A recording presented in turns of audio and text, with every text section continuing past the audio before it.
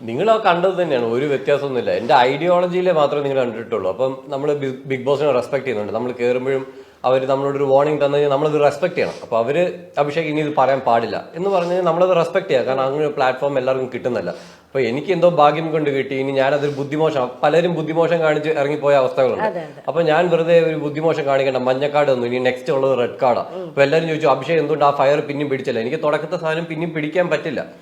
ഇനി next red card കഴിഞ്ഞാൽ ഞാൻ നേരെ ഇറങ്ങി പോകാന്നുള്ള ഇതുപോലത്തെ ഒരു പ്ലാറ്റ്ഫോം എല്ലാവരും ആഗ്രഹിക്കുന്നതാണ്. ഞാനും ഒരുപാട് ആഗ്രഹിച്ചതാണ്.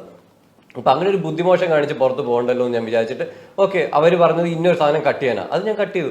ബാക്കി എന്താണോ പുറത്ത് അത് തന്നെയാണ് ഞാൻ അകത്തും ഉണ്ടായിരുന്നത്. അതിനകത്ത് ഒരു വ്യത്യാസമില്ല. ഞാൻ എപ്പോഴും അവിടെയും പറഞ്ഞിട്ടുണ്ട്, എനിക്ക് ഫേക്കായിട്ട് നിന്ന് കിട്ടുന്ന 5 വോട്ടിനേക്കാൾ എനിക്ക് ഇഷ്ടം എനിക്ക് എന്റെ സ്വഭാവം കണ്ടിട്ട് കിട്ടുന്ന 2 വോട്ടാ. അതെനിക്ക് സന്തോഷമുള്ളൂ. അപ്പൊ അതിനകത്ത് ഞാൻ പ്രിഫറൻസ് കൊടുക്കുന്നത്.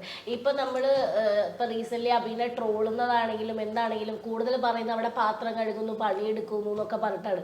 അപ്പൊ ഇത്രയും വലിയ പുരോഗമനം സംസാരിക്കുന്ന ആൾക്കാർ പോലും എന്താ പറയാ, ഒരു ആൺ പാത്രം കഴുകുന്നതും ഇതൊന്നും ഒരു പ്രശ്നമുള്ള കാര്യമില്ല. അപ്പൊ ഇത് 2 തരത്തിലും ഇതിങ്ങനെ സംസാരിക്കുമ്പോ അഭിക്ക് എന്താ ഫീൽ ചെയ്തത്? അല്ല, അവരുടെ സ്റ്റാൻഡേർഡ്സ് കാണിക്കുന്നത്, നമ്മൾ അതിൽ മൈൻഡ് ചെയ്യേണ്ട കാര്യമില്ല. ഇപ്പൊ നമ്മളിപ്പം കാലം മാറിയനുസരിച്ച് പെണ്ണുങ്ങൾ മാത്രം അടുക്കള ജോലി ചെയ്യുക, അങ്ങനത്തെ ഒരു കൺസെപ്റ്റ് ഒന്നും എനിക്കില്ല. അപ്പം ഇവര് മറ്റേ ഇതൊക്കെ പറയുമ്പോൾ എന്നെ അടിച്ചതാക്കാൻ വേണ്ടി യൂസ് ചെയ്യുന്ന ഇതൊക്കെയാണ്. പക്ഷെ എനിക്ക് അങ്ങനത്തെ ഒരു കൺസെപ്റ്റ് ഒന്നും ഇല്ല. ഞാൻ ജോലി ചെയ്യാറുണ്ട്. എന്റെ വീട്ടിൽ ഞാൻ വല്ലതും ചെയ്യാറില്ല, എന്നെ കൊണ്ട് ചെയ്യിപ്പിക്കാറില്ല. പക്ഷെ ഞാൻ അവിടെ വന്നു വാരിത്തരാറൊന്നുമില്ല, കുഴച്ച് തരാറുണ്ട്. അത് അമ്മൂമ്മ തരുന്ന ചോറ് കറി വെച്ച് കുഴച്ച് മോനെ കഴിക്കുന്ന കയ്യിൽ കൊടുക്കാം. അത് അമ്മൂമ്മ അങ്ങനെ തരുന്നത്. അത് അമ്മൂമ്മയുടെ സ്നേഹം. അത് നമുക്കൊന്നും ചെയ്യാൻ പറ്റത്തില്ല. അമ്മൂമ്മ ഇപ്പഴും എന്നെ ഒരു ചെറിയ പയ്യനായിട്ടാണ് കാണുന്നത്. വേണം ഇപ്പൊ വന്ന് എന്നെ കുളിപ്പിക്കും, അത് വരെ ചെയ്യും. അത് ഞാൻ ചെയ്യാതെ പിടിച്ച് അവിടെ പ്രശ്നം ഉണ്ടാക്കാറുണ്ട്. നീ തുറക്കും, നിനക്ക് തേച്ചൊരച്ച് അത് കുളിപ്പിക്കേണ്ടതൊക്കെ പറയും. ഞാൻ സമ്മതിക്കത്തില്ല, ഇത് ഇത്ര പ്രായം ഇതൊക്കെ പറഞ്ഞാൽ ശരിയാവത്തില്ല. അപ്പം ഫുഡൊക്കെ ഇപ്പോഴും ഇളകി തന്നെ, അത് എന്ത് പറഞ്ഞാലും കേൾക്കൂല. ഞാൻ എപ്പോഴും വിളമ്പിക്കോളാം എന്ന് പറഞ്ഞാൽ കേൾക്കൂല. അപ്പൊ അങ്ങനത്തെ ഒക്കെ കാര്യം കൊണ്ട്. പക്ഷെ എന്നാലും ഞാൻ ജോലി ഇപ്പം ചെയ്യിപ്പിക്കാത്തതുകൊണ്ട് എന്തൊക്കെ പറഞ്ഞാലും ചീത്ത പറയും, ചെയ്ത് പഠിക്കണം എന്ന് പറയും. പക്ഷെ ചെല്ലുമ്പോഴത്തേക്ക് എന്നെ ഓടിച്ചുവിടും. എന്തെങ്കിലും പറഞ്ഞ് ചീത്തയും പറഞ്ഞ് എന്നെ ഓടിച്ചുവിടും.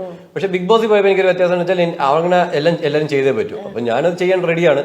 ഞാനിപ്പോൾ അവിടെ ബാത്റൂം കഴുകാൻ പറഞ്ഞാലും ഞാൻ ചെയ്യും, തറ ചെയ്യാൻ പറഞ്ഞാലും ചെയ്യും. അത് രാവിലെ എഴുന്നേറ്റ് ഞാൻ കുളിച്ച് റെഡിയായി വന്നിട്ടാണ് ഞാൻ തൂക്കുന്നത്. അതൊക്കെ ചെയ്യാറുണ്ട്. ഞാൻ പാത്രം എത്ര വേണം, ഇപ്പൊ നീയൊക്കെ ഉള്ള പറയാം, പാത്രം നിന്ന് ഞാൻ കഴുകാറുണ്ട്.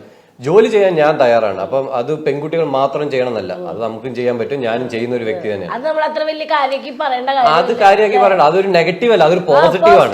അതൊരു പറഞ്ഞ ഞാൻ പോസിറ്റീവായിട്ട് എടുത്തിട്ടുള്ളൂ. അപ്പൊ ഇങ്ങനെ ഒരാൾ വന്നിട്ട് എന്താ മെയിൽ ഷോവിനിസം കാണിക്കുന്നു എന്നൊക്കെ ആരും പറയത്തില്ലല്ലോ. ഞാൻ വന്നിട്ട് ഞാൻ മാന്യമായിട്ട് നിൽക്കുന്നത്. അപ്പൊ എന്റെ ഐഡിയോളജിയിൽ മാത്രമേ ഉള്ളൂ വ്യത്യാസം. ഇങ്ങനത്തെ കാര്യങ്ങളൊക്കെ ഞാൻ പക്കയാണെന്നുള്ളത് അത് അവർക്ക് തന്നെ മനസ്സിലായി.